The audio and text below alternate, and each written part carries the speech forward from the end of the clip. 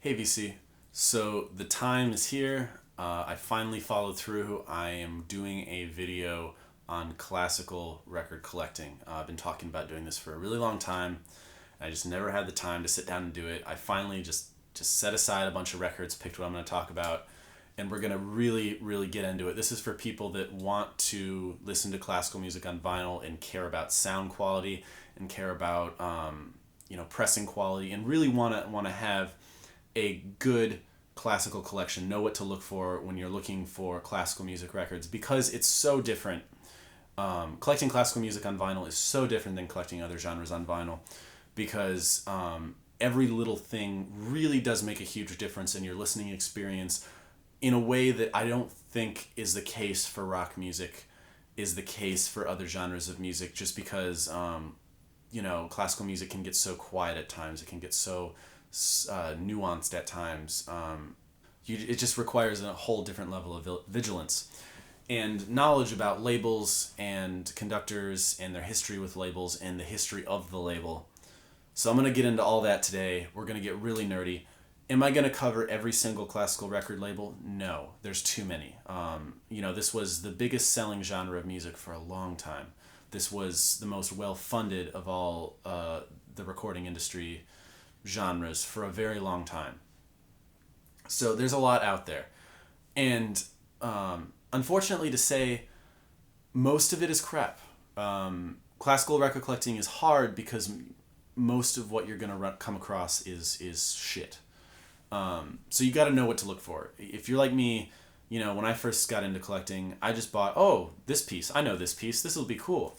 And I didn't really pay attention to what I was buying. And I got off to a bad start. Eventually I learned, and I know what to look for now, so that I have performances and recordings that are actually of good quality, that I can enjoy and listen to. All of that said, we're going to go into detail. I'm going to talk about pressing variants, all that stuff. We're going to go label by label through the big labels, through the labels I think you're going to want to know about to encounter. And the first label that I'm going to talk about is, of course, the behemoth of classical music. I am talking, of course, about the British label Decca. So this is a Decca record. Decca were by far the most powerful force in recorded classical music ever. These guys were kings. Decca was a British label, and here's what you need to know about Decca. When they started out, the earliest... So Decca, this is what a UK Decca record looks like. And when they started out, the earliest pressings, the pressings that are both the most valuable in terms of collectability and the pressings that I think have the most natural sound quality. Now, I should go ahead and say Decca were a great label. And anything that you get on a British pressed Decca is going to be fantastic no matter what generation it's from. There's not a huge difference between generations of Decca like there are in other labels, for the most part, the exception being once they started to go digital, but we'll get to that. So the earliest Decca record pressings you're going to be able to tell them by the label, and you're going to look for what's called a wideband. What is a wideband? Well, I'll show you. This is a wideband Decca record.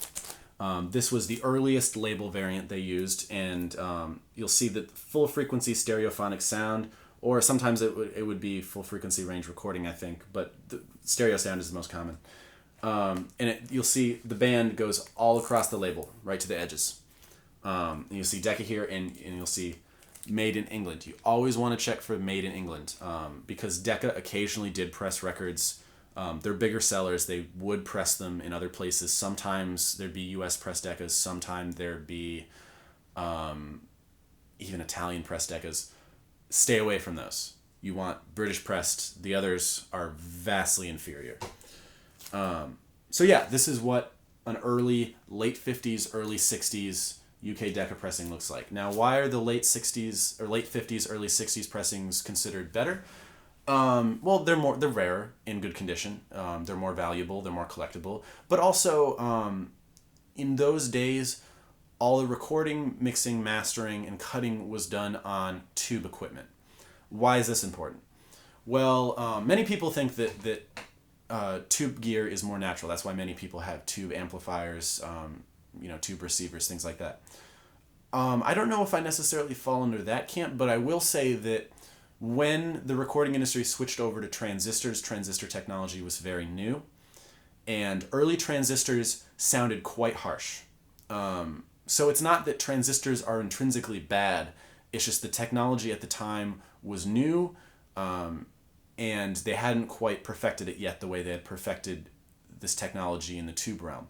So, and as far as classical records go, people really do like the tube sound of records pressed in this era. And I happen to agree. I think they sound incredibly natural. It sounds like it doesn't sound like an orchestra that's been put into a recording box. It sounds like an orchestra as you're listening to it in a hall. You get a nice hall sound. Other hallmarks of this era of recordings are very minimal miking. Back then they would use maybe 3 microphones, maybe 4 microphones if they were adventurous.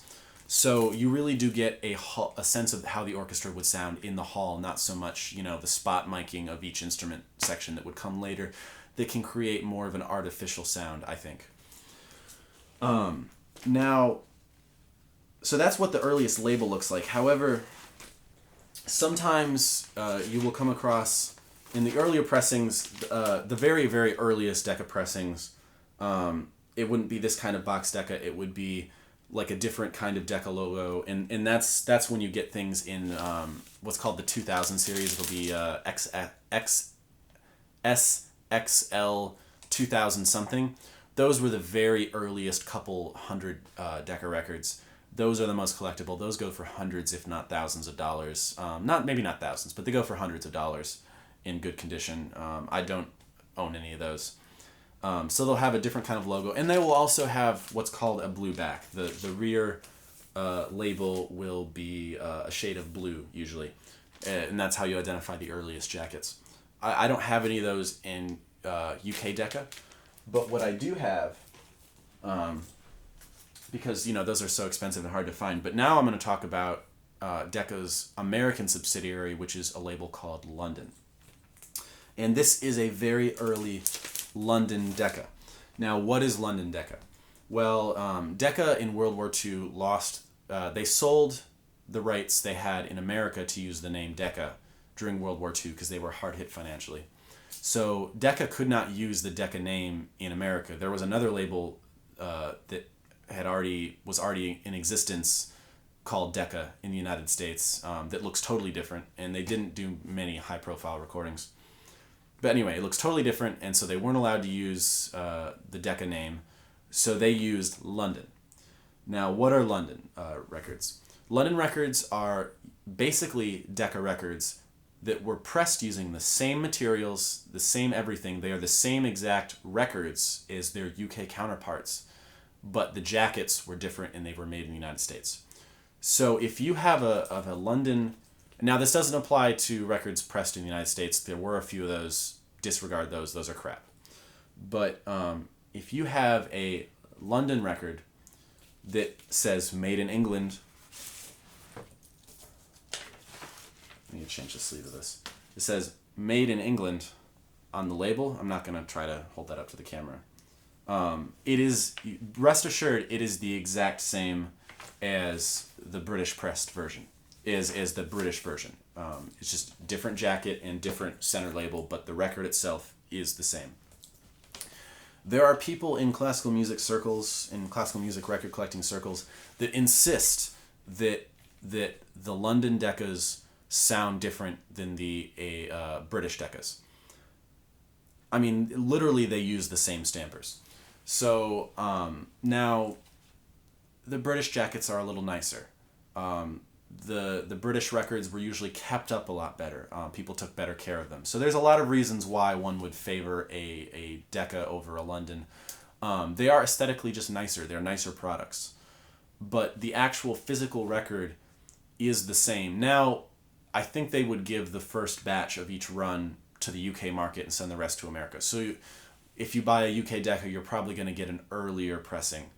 And that may yield slightly better sound.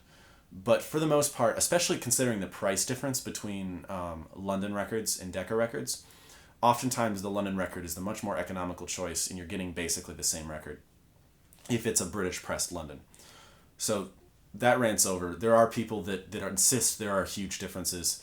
I'm not one of those people, and I'm pretty damn picky. So anyway, but this is a really, really early U.S. London record. This is one of my favorite pianists, Wilhelm Bachus, playing Beethoven's Third Piano Concerto. This is one of my favorite London records. But this is what I was talking about with the blue back. This is an original London blue back. So it would be this blue tinted back. And that signifies a very, very early jacket, if not a very early record. But sometimes the jackets don't always match up with the records. So you really do, again, this is a wide band. It just says London instead of Decca, but it is the same wide band. That's what you want to look for. You want to look for the wide band, and you want to look for Made in England. Or Made in Great Britain, depending on what year it was.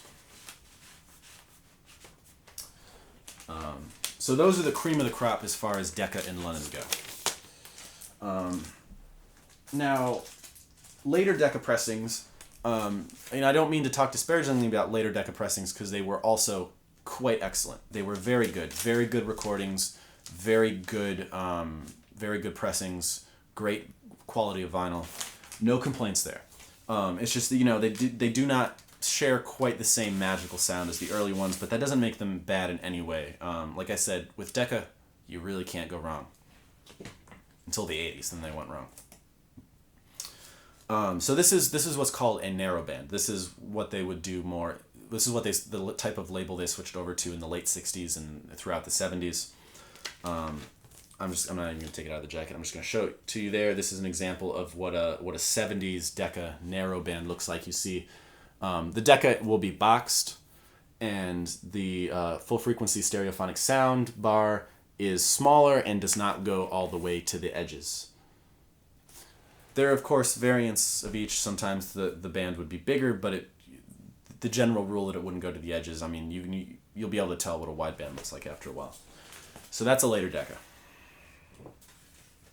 And the later Deccas, the narrow bands, are much more economical to buy. The original Decca wide bands can get pricey depending on the record, especially the really early ones. The one I showed you was towards the end of the wide band era. The really early ones, again, you're gonna probably want to look for reissues instead of originals, and we'll get to reissues.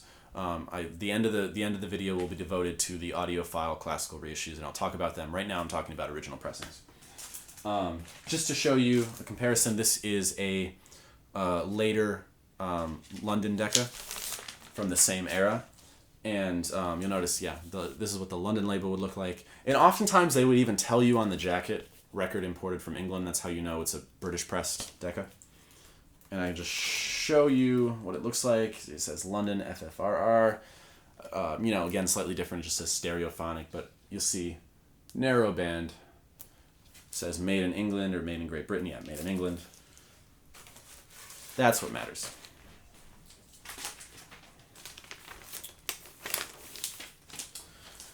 And the last thing I'm going to talk about from Decca is a series they did in the 70s where they were experimenting with new miking techniques. This is called Decca Phase 4 or London Phase 4, and this is a little bit different. They were experimenting with different ways of recording, multi-track recording, lots of spot miking. It definitely isn't a natural sound. It's more of a hi-fi sound. And I found, and other people have mentioned, that in this category, in the Phase 4 series, they actually, the difference between the American and British versions, even though they're both pressed in England, are actually quite substantial. And they did actually, I believe they did actually master them differently. But that's only for the Phase 4. So if you're going to buy a Phase 4, because there are some good performances on the Phase 4 label, most notably, they did a lot of recordings with Leopold Stokowski, who's a famous conductor. Those recordings are quite good with different British orchestras. Like this is a great one of pictures at an exhibition with my favorite Stokowski's own arrangement of Debussy's Engulfed Cathedral. Fantastic piece. I've played it. You really do prefer to go Decca because the London ones, they kind of boosted the highs and lows. and the Decca ones, they didn't do the same kind of equalization. But again, you always want to look for made in England. But you know, not to say that if you find the London ones for $1 or $2, you should pass on those. But I'm just pointing out that in that label, significant differences. Decca had a number of different sub-labels. I'm not going to get into all of them. Probably the biggest one was Argo, and they specialized in a lot of times it was early music, but later on they did things other than early music, but it was definitely not big Warhorse repertoire. So here's an example of an Argo record. You'll notice the label is very similar to Decca. And Decca, it wasn't just labels that were owned by Decca, it was also other labels that would get their records pressed by Decca. So oftentimes you'll see, like on this Argo label, even though it's an Argo, it says made in England, and it says by the Decca record company. So Argo, you know, equally as good as Decca, is just different type of repertoire. Like this is Bach, you know, with Academy of St. Martin in the Field. So oftentimes, like things like Argo, and they had another Louis Lyre. These record labels were basically Decca, and you can get them at great bargains. These records are not very expensive to find, so good if you're budget minded. The next big behemoth record label I'm going to talk about is a label that's much more controversial because they went through much more radical changes, and I'm talking, of course, about RCA. I should mention that pretty much all the labels I'm talking about the stereo era only, because that's kind of when, you know, the stereo era kind of started in the mid-50s, and that's when classical recording got really big and was really well funded and really produced. There are, of course, great mono recordings out there from the early 50s. They sound different, and they're kind of more of a speciality. And the stereo records are really more hunted after and more valuable anyway, so that's just a disclaimer as to why I'm only talking about stereo for the most part. Anyway, so getting back to RCA. These are probably... RCA is a more complicated label because at their peak, RCA blew Decca out of the water. And at their decline, they were one of the worst labels out there. They went through some radical changes. But when they first introduced RCA Living Stereo, they were some of the most natural recordings, and I think they still are some of the best, most natural recordings ever produced. So I'm going to show you what a original pressing RCA Living Stereo record looks like. RCA Living Stereo were also great because, especially if you're an American like me and you like American orchestras, they had some great recordings of American orchestras. Boston Symphony with Munch, and also a lot of times Pierre Monteau. This guy would conduct the Boston Symphony. The Chicago Symphony with Fritz Reiner, which was, you know, possibly one of the greatest pairings in history. You know, artists like Van Cliburn, Rubinstein, Heifetz, you know, were all soloists on the RCA label. I'm getting ahead of myself. So this is what an original pressing of an RCA Living Stereo record looks like. It's called a shaded dog. Why is it called a shaded dog? I'm going to show you. Because on this RCA Victor label, you will see the dog has maroon shading behind it. Hence the term shaded dog. If you have a shaded dog of the right record in nice condition, it can fetch good money. These records are not cheap, and not only are they not, I mean, they're not as expensive as some of the most expensive Deccas. Don't get me wrong. They're relatively affordable when compared to that. But the problem with RCA, finding RCA Living Stereo shaded dogs, is that they're so hard to find in good condition. It's easier to find good condition Deccas than it is these, because the general public was, for the most part, was buying these, and they were playing them on crap. So if you can find a clean one that doesn't have a lot of noise on it, I mean, man, you're golden. The problem is so much of them are just destroyed.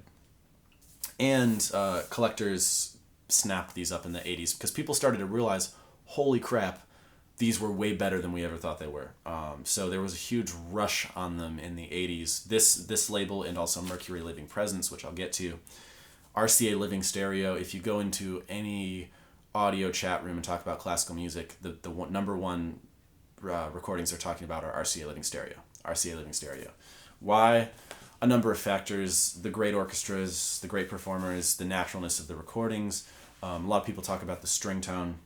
But anyway, that's what an original looks like. I love this performance in this record. It's one of my favorite ones. They sound so lifelike and engaging. And now, later on into the 60s, they went through a repress of most of the catalog, a second iteration. Not all the records were reissued by RCA in this period, but a lot of them were. And that's called the White Dog. And these are much more common, much cheaper, much easier to find in good condition. What is a White Dog? Well, it's basically the same type of label, but it looks a little different. And the biggest signifier is the dog on the label has no shading behind it. So what does that look like? It looks kind of like this. You can see. That's what a White Dog looks like. And these were done later in the late 60s. And they sound almost as good as their Shaded Dog counterparts. If you find a nice White Dog at a good price, go for it. It's going to sound great. It's going to sound really fantastic. It's not going to sound quite as good as the Shaded Dog, but you might not be able to find a good copy of the Shaded Dog at a reasonable price. So, there's always trade-offs when you're collecting. Unfortunately, RCA, for whatever reason, really declined in the 60s. They went from in the early 60s to being the best classical label to going to one of the worst. And one of their downturns was introducing this technology called Dynagroove. What was Dynagroove? Basically, Dynagroove was compression introduced in the mastering. Why would they introduce compression, like dynamic compression in the mastering? Basically, what it did was made the soft parts sound louder and made the loud parts less peaky. This was so people who had bad stereos would hear the music more, and a number of reasons. RCA pretty much acknowledged that it was a huge failure. Even back in the day, it was one of the worst decisions they ever made, because basically it took all the slam, dynamic impact, life out of the music. And they would do this, and I think the way they would do it is they wouldn't even do it in the tapes, they would do it in the cutting.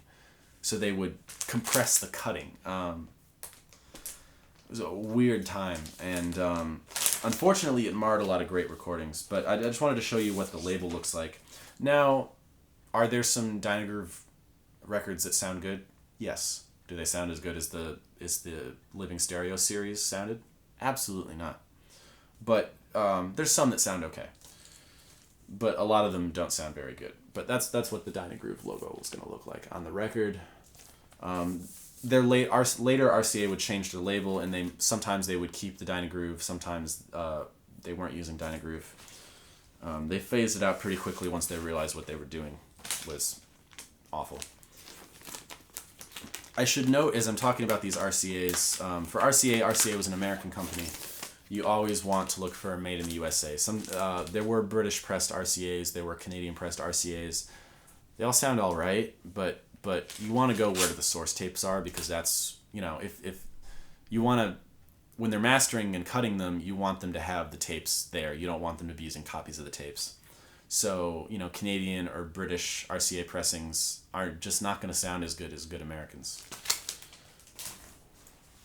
And of course, I'm going to talk about 70s RCA, which you should really, honestly, only buy if you really like the performance, or if you find it for $1. I have a couple of them just because I like Philadelphia Orchestra, and Philadelphia Orchestra in the late 70s was recording on RCA. So this is what their later logo would look like. RCA Red Seal. They weren't using the dog anymore. They weren't using really Victor anymore.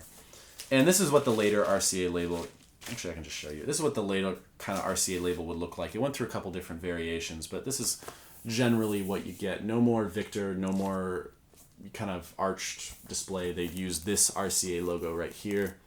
And that's how you kind of know it's a 70s pressing. And in addition, the vinyl was all good. In all these labels, the vinyl was constantly getting thinner as the oil crisis approached.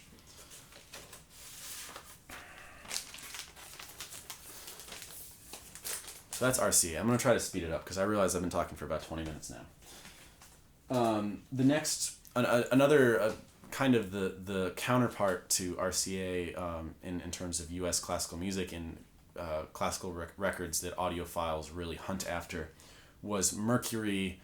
RCA had living stereo. Mercury had living presence. They were from the same time, slightly different roster of artists. Mercury didn't have quite the big names that RCA had. They had Paul Paray and the Detroit Symphony, which produced some great recordings of French music. And they also had Antal Dorati, who sometimes conducted Minneapolis and sometimes conducted the London Symphony. The London Symphony recordings are a little better than Minneapolis. And what was the other orchestra on Mercury Living Presence? And they did a lot of chamber music too.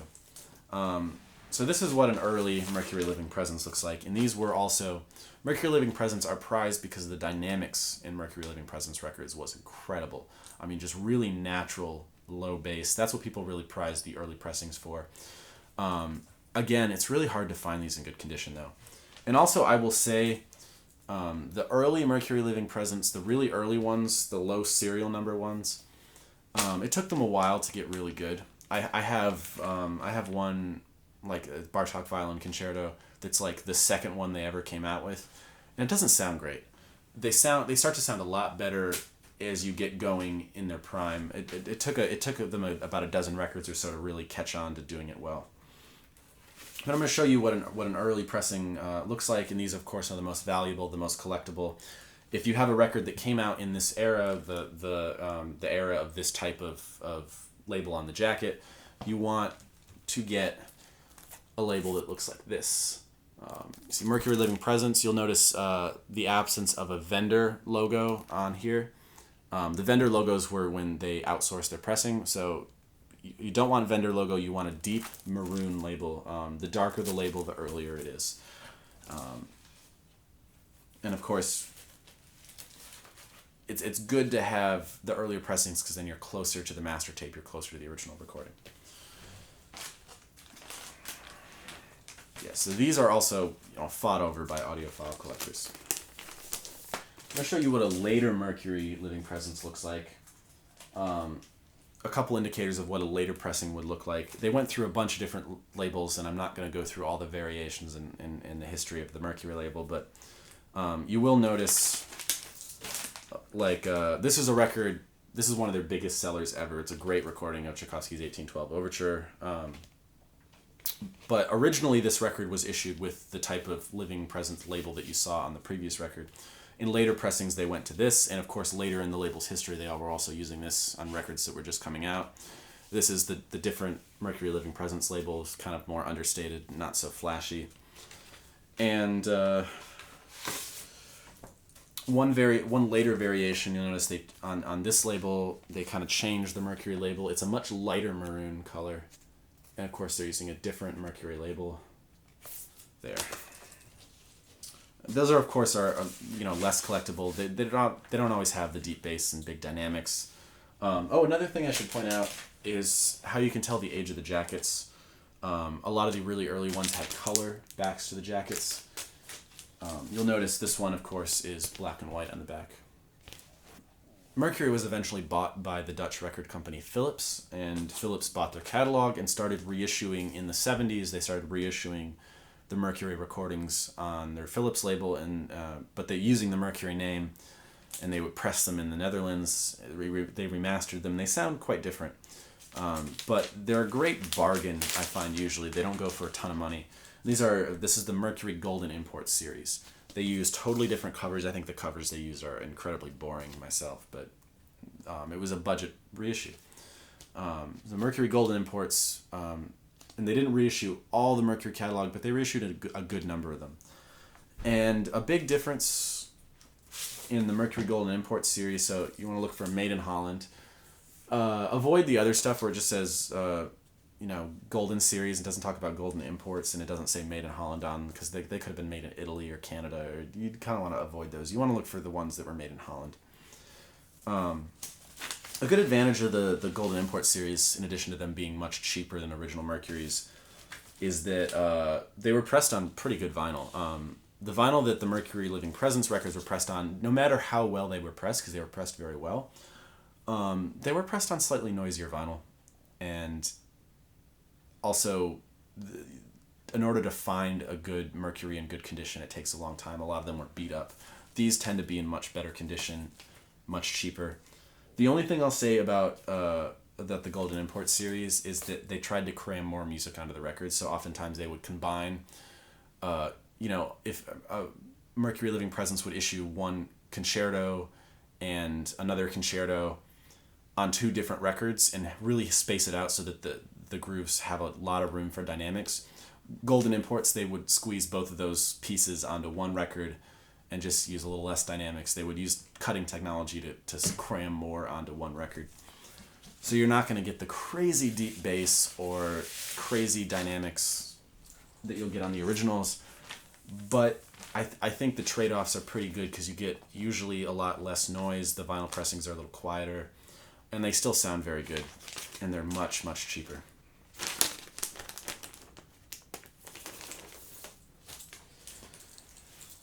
Moving on to another behemoth of the classical world, I'm going to talk now about EMI. EMI was a British record label, and EMI can be confusing because they went through a number of different names, and they were using these names sometimes at the same time. The earliest, and this is also confusing because they share a name with another label. The earliest EMI records were pressed under the name Columbia, not Columbia Records like the US label. Totally different label, but they were also called Columbia. This is why it's confusing. So this is what an early EMI Columbia looks like. See the Columbia up here. This is kind of what the jackets usually looked like. Really nice, high quality jackets. They would use the tip-on jackets most of the time, which are you can usually tell a record's age by if they use this type of jacket, which has the fold over. It's a very nice way of making records, but it's also more expensive, and they stopped doing it eventually. These are often referred to as Columbia Sax or Columbia SAX records. Why? Because this is the serial number they used. Like this one is SAX 2423. These records are insanely, a lot of them, especially the early ones with the white label. I don't own a white label SAX. It's white/light blue, are insanely expensive. Thousands of dollars. Why are they so expensive? Because they were issued in really small quantities. They're very rare. Hardly any of them are left. Is that price worth it in terms of sound quality? No, I don't think so. No.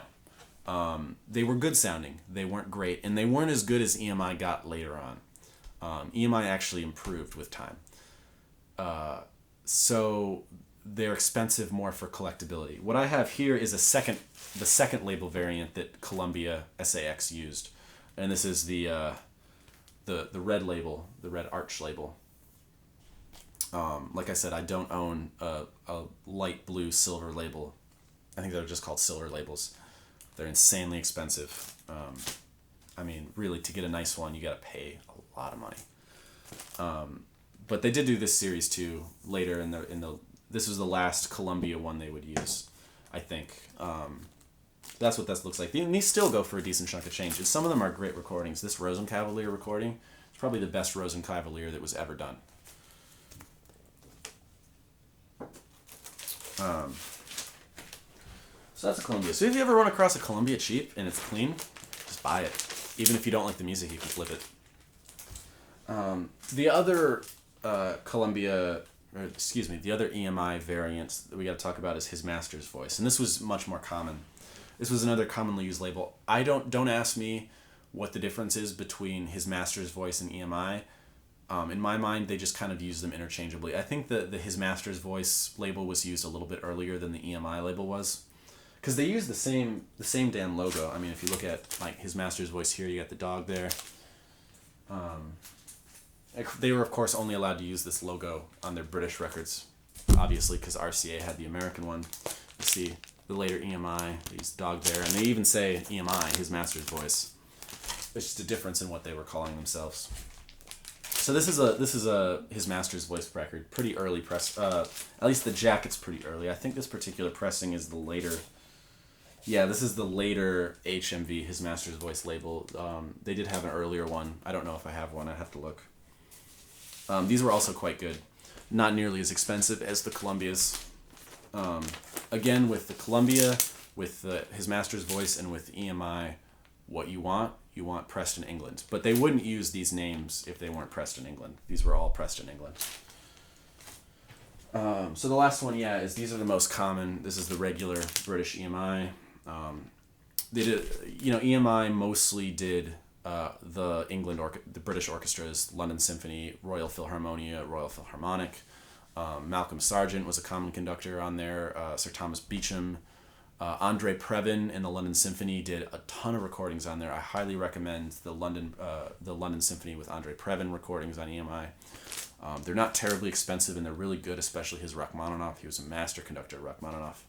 I'm getting beside myself. Got to talk about pressings here. This is one Karajan did actually a few with Berlin, his orchestra, the Berlin Philharmonic on EMI, and again, it's going to look very similar. See, it even says his master's voice on here. EMI, his master's voice, pressed in England or Great Britain or whatever. Yeah, Great Britain. So in terms of sound quality, all this Columbia, his master's voice, EMI, they're all quite good. They're very good. They don't quite approach what Decca was doing. Decca was still the king. They don't approach the very best RCA did or the very best Mercury did. But in terms of overall quality, they rank quite high. And, EMI are still considered an audiophile label. I need to talk about this. One thing I should note, though, is EMI had a U.S. subsidiary called Angel Records. And Angel Records sound like shit. Why do they sound like shit? EMI did not press Angel Records recordings in England. They had them pressed in America by a third party. What does this mean? Well, think about we have to think back before the digital age here. How were records pressed? They were pressed from lacquers that were cut from the master tape. Where was the master tape? It was stored wherever it was recorded, wherever the label headquarters was. So the master tape was in England. And in order to cut a lacquer, they'd have to have some type of tape. Well, do you think EMI was going to send their master recordings to America to get pressed for the American subsidiary? No, they didn't. They sent second, third generation bad copies. And they sent them over to this third-party distributor, this third-party label, and they would cut them on inferior equipment, quite honestly. So if you see these Angel Records, stay away from these. Don't buy these. I'll show you what the label looks like. Don't buy them if they say pressed in the United States or Angel Records United States. This is what the most common variant, the Angel label, looks like. They also had a blue one and a red one earlier on. They're still pressed in America. They're still bad. Stay away from them. Really only buy these if you can't find a good British one, and you can get this for 50 cents or $1. That's the only time you should buy it, or people give them to you for free. I've gotten rid of most of my Angel pressings. Now, there's an exception to this. And sometimes EMI would use their Angel label on records they pressed in England. I found this is the case with box sets, with operas, with big Baroque oratorios. Sometimes they would use the Angel label on British records. So just always check the label, and if it says made in England or made in Great Britain, you're good to go. This is going to be a great recording, great sounding. But so there's some exceptions, but you probably won't want to cross those too much. But like my Klemperer Bach B minor Mass set was only made under the Angel label, but it's pressed in England. It's a British record. It's weird how they would do that. I don't know the reasoning behind that. Maybe someone does. Let me know if you do. The next label I'm going to talk about is a label that's pretty good in quality, pretty good in terms of audio quality. Not the greatest, but definitely a good sounding label. Definitely going to be up to audiophile standards. This is Philips. We talked about Philips a little bit when we were talking about Mercury, because Philips bought Mercury. So Philips were a Dutch record label. And so all their records were, for the most part, pressed in Holland. They did some Italian pressings. Stay away from the Italian pressings. Always look for made in Holland on the record label. They had a lot of artists, like they had, this is a record of Heinrich Schering playing Paganini. You see made in Holland on there. That's what a Philips label looks like. There are earlier variants of the Philips label that are quite collectible. I don't think I have any. because they're kind of rare and hard to find, and the performances aren't that special. So I just don't happen to have any. But yeah, Philips are generally pretty good sound quality if you get the Dutch pressings. They're pretty inexpensive. You can find Philips records for not that much money, and probably their biggest orchestra and conductor combo they sold was Bernard Haitink and the Royal Concertgebouw Orchestra of Amsterdam. The Royal Concertgebouw was, of course, really, really good. I like their recordings quite a bit. And they had other orchestras too, occasionally, different conductors, but those are the big ones. So yeah, Philips quite good. Usually a good bargain. You can usually find Philips records fairly cheap. Another really, really, really big label that you will come across a lot is, honestly, Deutsche Grammophon. Deutsche Grammophon was a German record label. Pretty much almost all the Berlin Philharmonic recordings are on Deutsche Grammophon. Also, the Bavarian Radio Orchestra, and the big conductors were Herbert von Karajan, of course, because he was conductor of Berlin Phil for like 40 years. Also, Karl Böhm was big on Deutsche Grammophon. Yeah, there's lots of other conductors, but it was mainly centered around the German musical scene. They had a monopoly on the German artists, basically. And I think, and that's great, because Deutsche Grammophon are some of the best performances ever. Classical music nerds love Deutsche Grammophon because they have these really important artists, really great orchestras. At this time, and still today, the Berlin Philharmonic is probably the best orchestra in the world. A case could be made for, especially back then, a case could be made for Chicago or Vienna, even London. But I think Berlin Phil, back then and even now, is the best orchestra in the world. They were a finely tuned machine. So musically, these Deutsche Grammophon records are very solid. You can never go wrong with a clean one. Sound-wise, they don't really approach the other labels quite as much. They never quite sound as natural. They just didn't have as big of a budget. They weren't as big of a label. But they do sound quite good. I have yet to be really disappointed by Deutsche Grammophon, but I have yet to be really, really amazed by one. They're just a great, good, solid label. You really can't go wrong collecting these. I have a ton of them, because you can pick them up fairly cheaply. The earliest label variants, again, are from the era that use tube equipment, and you'll be able to tell these from the label. They have what's called a tulip label. What does a tulip label mean? It means they have this embroidery around the label. You can see it there. This kind of blue frilly embroidery that starts here and goes all the way around. And this is the earliest late 50s, early 60s pressings that were generally made on tube gear. These ones are more collectible. Some of them can get a little expensive, but nothing approaching some of the other labels. So I will never turn down a clean tulip pressing. They're great. The later pressings are also very good. They're not as good as the tulips, but they're quite good. This is a Berlin Phil recording from the 70s. And you can see this is what the later label looked like. They just would do a plain white line around the label. And on all the Deutsche Grammophon records, you always want to look for either made in Germany, Deutsche Pressing, or sometimes they'll just say DP on there, which stands for Deutsche Pressing. You don't want to sometimes they would press records in England.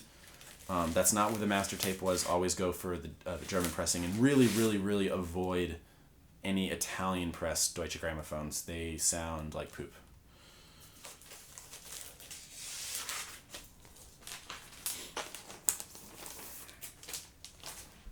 Moving on to a really popular American label that doesn't really stand up in quality as some of the big ones, but it has some great performances on it, so I gotta mention it. And I'm talking, of course, about the U.S. label, Columbia Records. Columbia Records had some fantastic artists on it, like the Philadelphia Orchestra in the 60s with Eugene Ormandy, and, of course, Leonard Bernstein and the New York Philharmonic. Like most labels, with Columbia, earlier is the better. Especially with Columbia, earlier is the better. The hardest to find, although they don't get nearly as expensive as the other labels, are the original 6-eye pressings. If you guys are jazz collectors, you know the deal here. The 6-eye pressings, very distinctive. These are the ones from the late 50s, early 60s. These are the most collectible. Generally, on the outside, if you see the Columbia label looking like this, this was kind of their stereo moniker. This means that this recording, no matter what pressing is inside, that means that this recording was originally probably issued as a 6i pressing. So you should try to find a 6i version of it if possible, because they are the best. They're hard to find in good condition, but they're not expensive. This is Philadelphia Orchestra Brahms Piano Concerto with Sirkin. So the 6i's, Columbias are great. Columbia never really sounded all that natural. They had this weird treble boost, and the way they recorded was not great. So while the performances are very good, and you can get good sound out of a Columbia, they're not really an audiophile label. I still don't hesitate to pick up the earlier Columbia pressings at all. The second Columbia pressing that they would do was the 2i label. This is much more common. You're going to find a lot of these. These are still good. Not as good as the 6i's, but these are still good pressings. This is what a 2i label looks like. This was what they did for the bulk of the 60s. These pressings are still good. They're not fantastic, but they're good pressings, and you really can't go wrong if you can get them for a good price.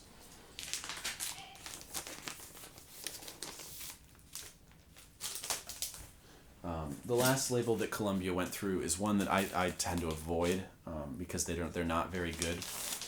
And this is the kind of circle label that they would do in the 70s. It looks like this.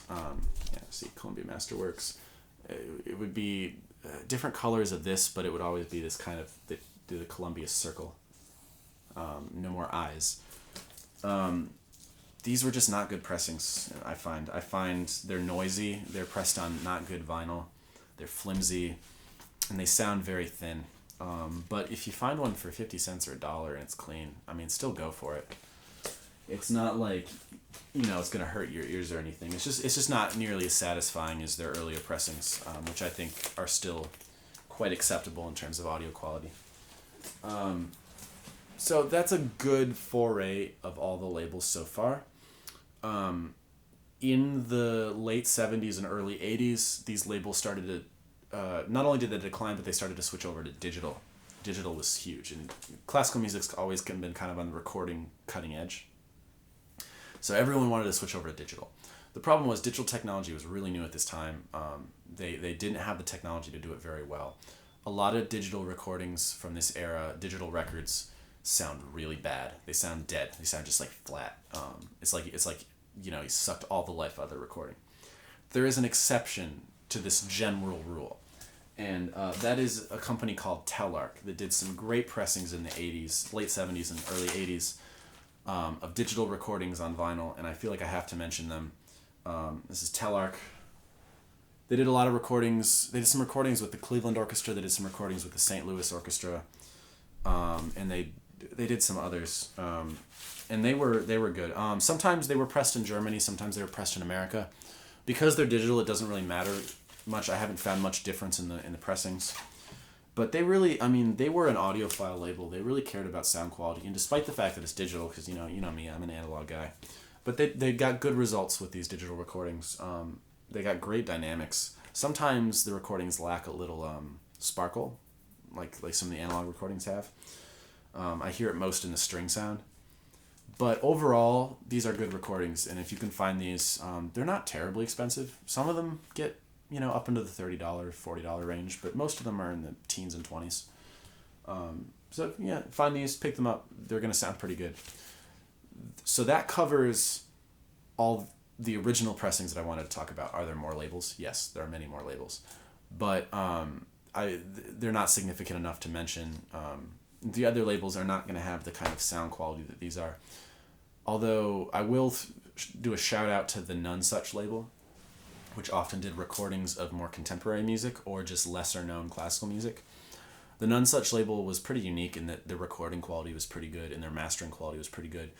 They were pressed on noisy vinyl for the most part, but the actual recording and mastering quality of these recordings was pretty good, and they go for absolutely nothing. So I do want to give a shout out to None Such Records. I'd pull one out, but it'd take a bit. So now I'm going to talk about reissues. Sorry, I had to cut away there, guys. My camera ran out of batteries and I had to charge it. So back to the video. So now I'm talking about reissues. And there's a lot of labels, a lot of good audiophile labels that have reissued these golden age classical recordings using the original master tape, using analog production methods, doing things the right way. And they've managed to make products that in many ways are better than the originals in some cases. Not always, but in some cases. So there's a really good case to be made for reissues. In terms of the really, really good recordings, I tend to prefer the audiophile reissues.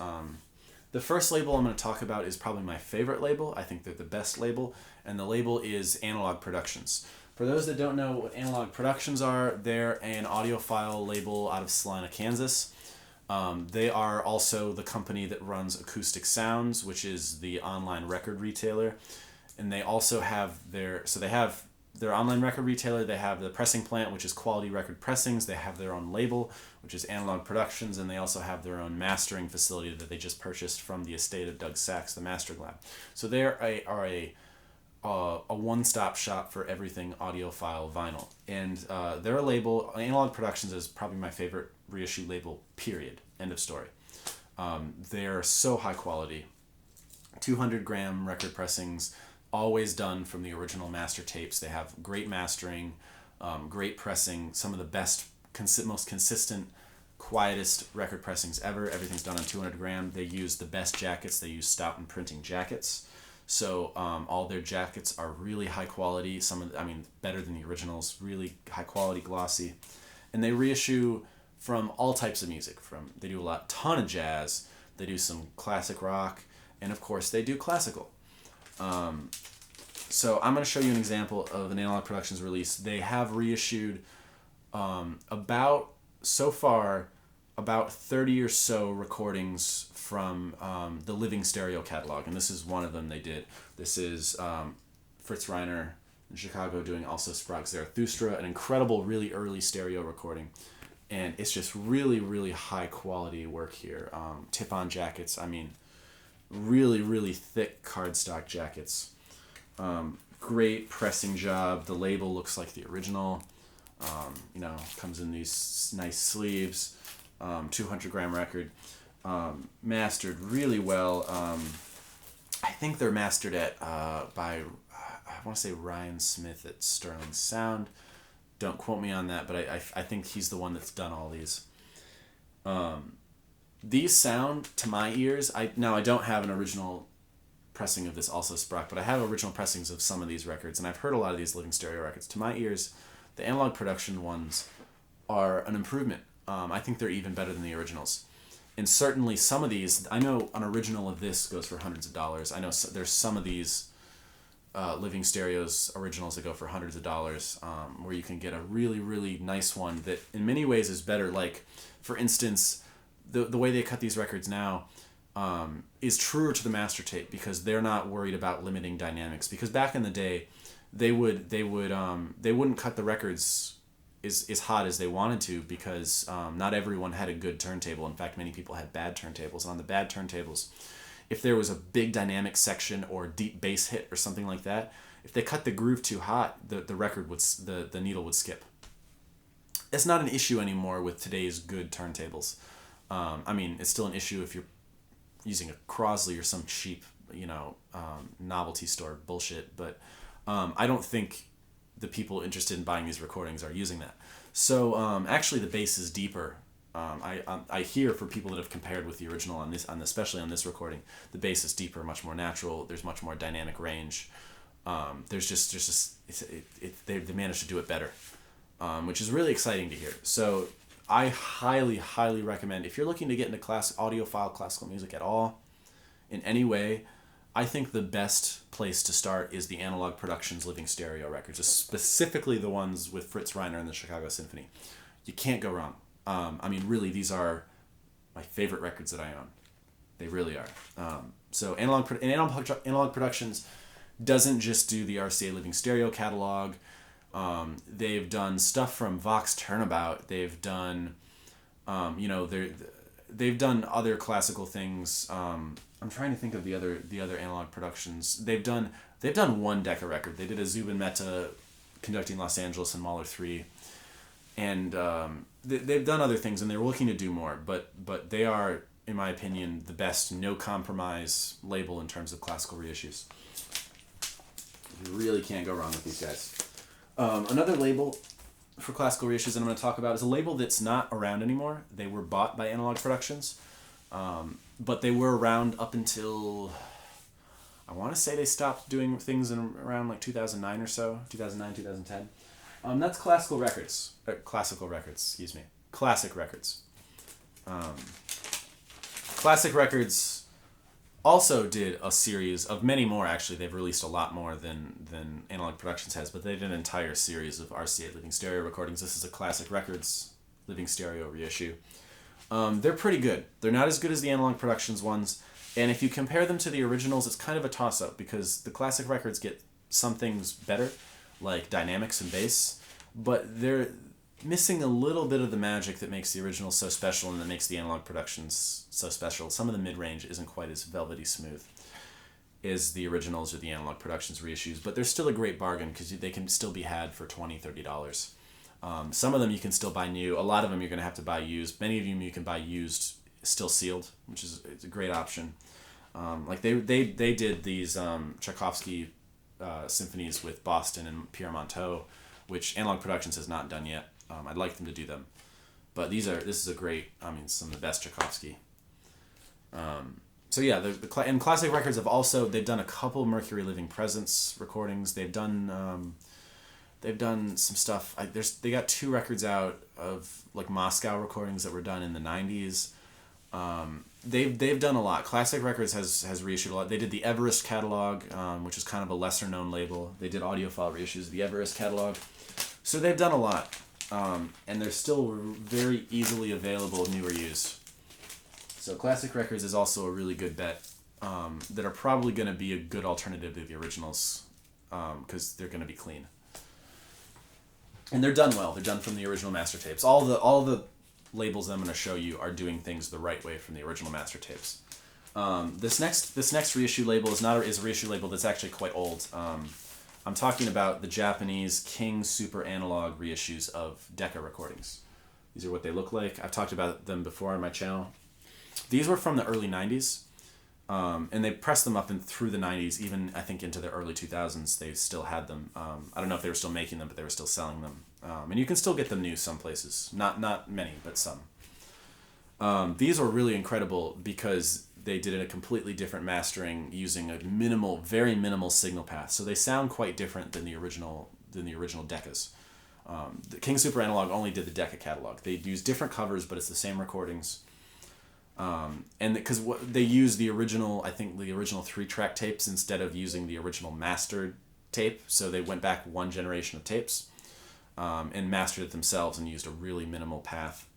That's how I understand it. And they were pressed in Japan, most of them. Some of them ended up being pressed at RTI later on, but for a long time they were pressed in Japan.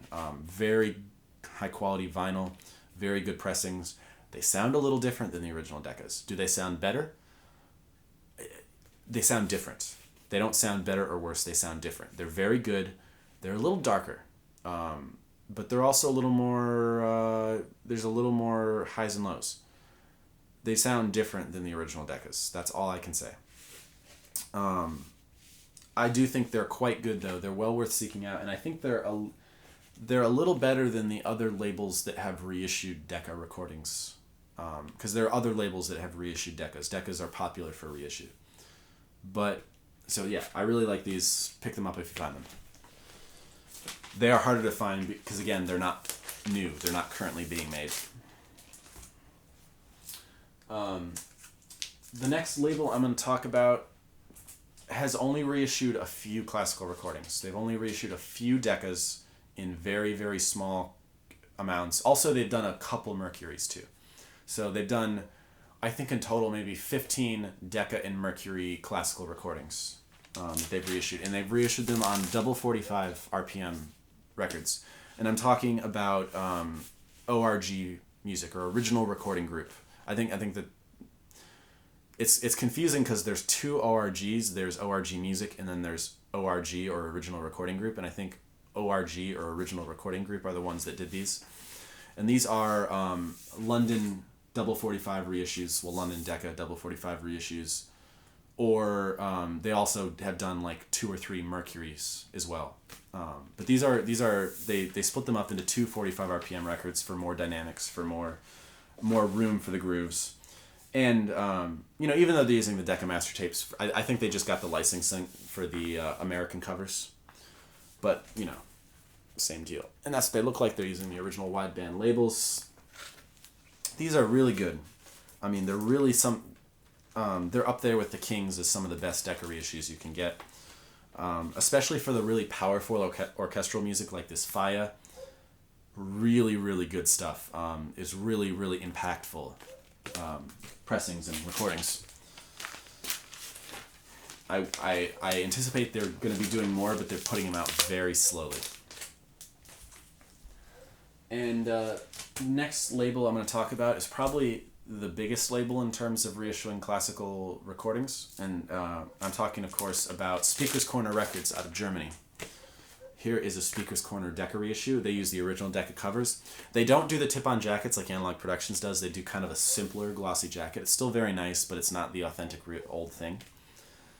They do that for cost reasons because, they do a lot of work on the end of the recording, on the end of the record. So they try to save money in the jacket, which I'd rather them spend the money on the record than the jacket, to be honest. So yeah, this is a label out of Germany. Everything's pressed at optimal, I'm pretty sure.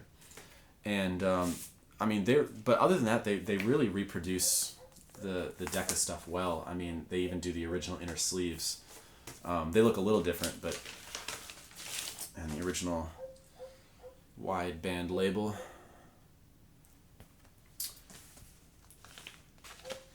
They've reissued a ton of stuff in the Decca catalog.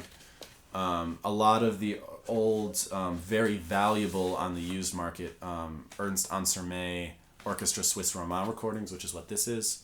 That was Decca's house orchestra for their very, very early recordings in stereo. The originals of these are insanely expensive. So it's really awesome that Speaker's Corner, I love these guys because they pick the most valuable, collectible, insanely expensive classical recordings and they reissue them at an affordable price. And I think that's really admirable. Because they've reissued a number of Decca recordings that are worth thousands of dollars on the used market. So, and they've done it, and these sound very good. Do they sound as good as the originals? I've heard yes and no. It's mixed.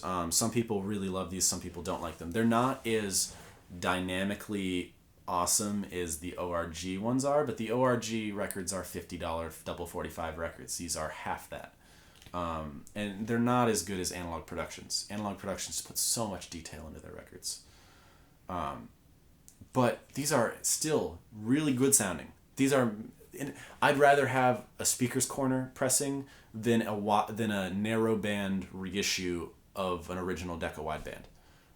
That's how good these are, and they're all and they're clean. I mean, you don't have to worry about condition when you buy these. I've been collecting as many of these as I can. Not only do they do the Decca catalog, they've done, I want to say they've done like 40, 50 records in the Decca catalog, which is awesome. And they've done most of the old valuable ones. They've also done about a dozen or two Deutsche Grammophon reissues. And their Deutsche Grammophon reissues are hands down way better than the original Deutsche Grammophon pressings. Speaker's Corner Deutsche Grammophon reissues blow the original Deutsche Grammophones out of the water. No question there. Because Deutsche Grammophon has never pressed amazing sounding records. They pressed good sounding records, but not amazing sounding records. Their reissues are amazing sounding. And they've also done the Mercury Living Presence catalog, which is awesome because it's horrible to get original Mercury Living Presence records that aren't scratched to hell, or just noisy vinyl, or just a bad pressing. I mean, it's so hard to get good ones, and they're such good recordings. The recording quality of the Mercuries is so good, it's just the pressings are such a mixed bag. So they've done about 25 Mercury Living Presence recordings that they've done in their catalog. And now they're starting to do Columbias, which is even better because Columbias never had good pressings, and the recordings and the performances are quite good. So now they're starting to reissue Columbias. So Speaker's Corner, I mean, these guys are the unsung heroes of classical reissues. Buy these if you get them. You can't go wrong with these. One more audiophile classical label reissue label that I'm going to talk about is the house label EMI, and that's EMI Testament. Most of these reissue labels that I talked about previously are private labels that get licensed to reissue recordings of big labels that are owned by Universal. EMI, not EMI, but Universal, from RCA, Sony, for Columbia, Deutsche Grammophon. They get licensed to reissue on their boutique label. EMI Testament is a boutique label, but it's actually EMI themselves. And so it's EMI reissuing its own recordings the right way, using original master tapes, using all analog signal path, using analog cutting, no digital. And they've reissued they haven't reissued many recordings, but they've reissued some of their classic catalog. I own one EMI Testament LP. I don't own the others because the stuff they've reissued really hasn't appealed to me that much. It's not because they do a lot of British orchestras, but they do have one recording that I absolutely had to own because it's the standard recording, and that is the Elgar Cello Concerto with Jacqueline Dupre. On EMI Testament, they did a great job with this. It sounds incredible. I haven't heard an original, but still, this sounds incredible, and they've done it right. So, EMI Testament is another one to watch out for. They get the labels pretty much like the originals. In addition, they even have the advertisements for the antiquated record cleaning technologies and things like that. So EMI Testament's another one that's kind of a sleeper. Not a lot of people know about this label. Are there other labels that are reissuing classical music? Yes. I think Clear Audio has their own label where they reissue, I think they reissue Deutsche Grammophon recordings. And then there's also, what are some others?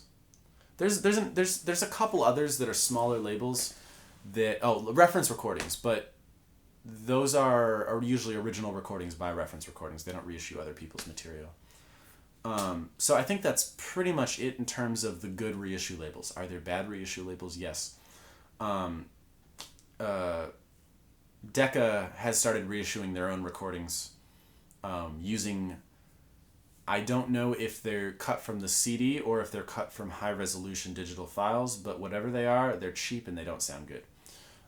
They've reissued much of the Mercury Living Presence catalog because Mercury was bought by Philips, which was then bought by Decca. I mean, all these companies were bought by everyone eventually.